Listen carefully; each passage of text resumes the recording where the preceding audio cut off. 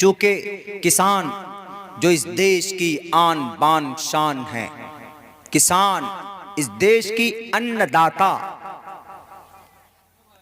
हमको रोजी रोटी कौन देता? किसान लोग देते। अनाज, चावल और दूसरी चीजें कौन उपज करते हैं? आपके इलाके में भी चावल पैदा होता, किसान लोग देते। लेकिन उनके खिलाफ का मतलब एमएसपी के खिलाफ। एमएसपी का मतलब होता है अधिक से अधिक भाव पर अपने फसल को बेचना। आपने चावल, धान लगाया, अब इस धान को, आपके पास 10 क्विंटल धान हुआ, आप चाहते हैं कि हम इस धान को बेच कर आए, तो आप अपनी ट्रैक्टर गाड़ी में डालते हैं और ये धान लेकर जाते हैं। आप खड़गपुर जाते हैं, कलकत्ता जाते हैं, हावड़ा जाते हैं, मिदनापुर जाते हैं, कहीं जाते हैं।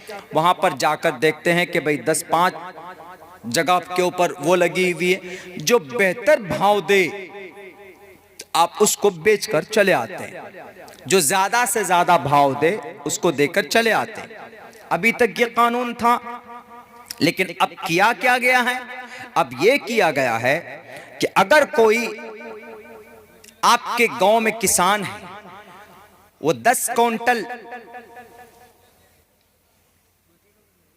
चावल, धान, मूंजी अभी वो लगाया नहीं है, बल्कि कलकत्ता, हावड़ा से आएंगे कौन? सेठ साहब, जो चावल का काम करते हैं, धान वान का कुछ काम करते हैं। वो आकर आपसे कहेंगे पटासपुर में कि तुम 10 क्विंटल धान लगाओगे, और 10 क्विंटल धान 6 महीना पहले ही, धान लगाने से 6 महीना पहले, अभी धान का वजूदो नहीं है, कुछ नहीं है। वो कहेगा कि तुम 10 क्विंटल धान लगाना। 10 क्विंटल धान की कीमत, 1 क्विंटल धान की कीमत 1000 रुपए। वो एग्रीमेंट बनाएगा, एग्रीमेंट बना करके साइन वाइन करके वो चला जाएगा।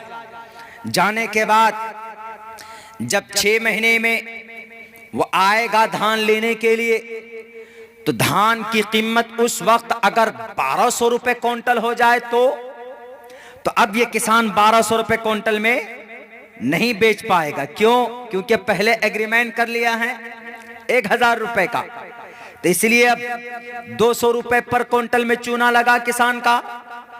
ये चीज। दूसरी बात, ऐसा भी तो हो सकता है कि अगर 1000 रुपए क्विंटल के बजाय घट जाए कीमत, 800 रुपए क्विंटल हो, तो तब वो सेठ जी कहेगा कि भैया 1000 में तो हुआ है, बात फिक्स हुई है तुम्हारी हमारी, लेकिन मार्केट में तो 800 रुपए चल रहा है। ऐसा करो, तुम मुझे 800 रुपए के हिसाब से दो, नहीं तो हम नहीं लेंगे। अब बेचारा कहां जाएगा किसान? मंडी तो जा नहीं सकता, मंडी तो बंद है। ला महला मजबूर होकर उसको ही देना पड़ेगा। इसीलिए किसान का सबसे बड़ा आंदोलन इसी बात का कि अगर वो सेठ भाग जाए, उसके ऊपर कोई कानून नहीं लाया, आप ये मंडी को क्यों बंद कर रहे हैं? आप मंडी को क्यों बंद कर रहे हैं? यही आंदोलन है बस।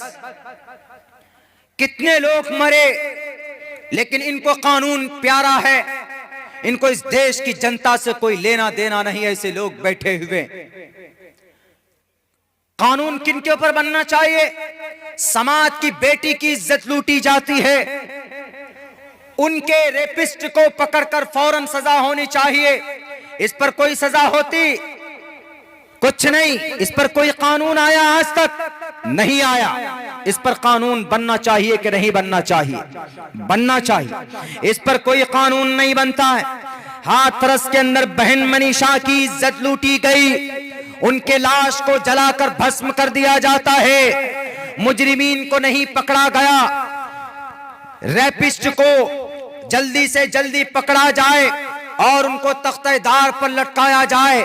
ऐसा कानून बनना ज्यादा जरूरी था किसान बिल लाने से, किसान के ऊपर कानून बनाने से। और तो और यही वैशाली के अंदर हमारी बहन गुलनाज को किरासिन डालकर, डीजल डालकर उनको जलाने की कोशिश की गई, मगर 15 दिन तक वो जिंदा रही, 15 दिन तक मौत से लड़ती रही, 15 दिन तक पटना के अंदर, द कैपिटल ऑफ बिहार के अंदर उनका इलाज होता रहा, उनके मुजरिमीन को नहीं पकड़ा गया। इस देश के कुर्सी पर बैठने वाले लोगों, अगर इस देश को आगे ले जाना चाहते हो तो जिन जिन चीजों पर बिल लाकर कानून बनाने की जरूरत है उनको, उनके ऊपर ध्यान देना चाहिए। किसान, कौन किसान? आप कोविड-19 में, इस कोरोना महामारी के अंदर अपने घरों के अंदर बैठे हुए थे मास्क लगाकर। बहुत आपने कानून बनाया था कि नहीं, मुसलमानों को अलग करो, CNRC के जरिए आपने कानून बनाया था, NRC लागू करेंगे, छांटेंगे, भेजेंगे इसको अफगानिस्तान और इसको भेजेंगे बर्मा।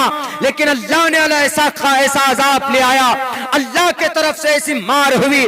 तुम तो अलग अलग करना चाहते थे, अल्लाह ने 1 साल तक तुमको 6 फीट दूरी बनाए रखने पर मजबूर कर दिया। यह अल्लाह के तरफ से था कि तुम अलग करना चाहते हो, लाओ तुमको तुम्हारी बीवी से अलग कर दूंगा, तुमको तुम्हारे बेटों से अलग कर दूंगा, तुमको तुम्हारी बेटियों से अलग कर दूंगा। और कोरोना के अंदर हुआ, जब बेटा पास आता है, नहीं बेटा थोड़ा दूर हो जाओ, कोरोना है, कोरोना है। ये कोरोना नहीं, ये मरोना था जो तुमने माइनॉरिटी को परेशान किया, जो तुमने इस देश के माइनॉरिटी को अनाप शनाप कानून लाकर तुमने दिक्कत में और परेशानी के अंदर डाला। अगर कोरोना की वजह से अल्लाह तबारक व तआला तुम्हें एहसास दिला सकता है तो मेरे भाइयों, अल्लाह तबारक व तआला की लाठी के अंदर आवाज नहीं होती है। हम वो कौम है जो अल्लाह से अपने फैसले करवा सकते हैं, हम वो कौम है जो अल्लाह तबारक व तआला से अपने जालिम को हिदायत दिलवा सकते हैं। लेकिन शर्त यह है कि we should to approach, we should to be spirituality, spiritual person.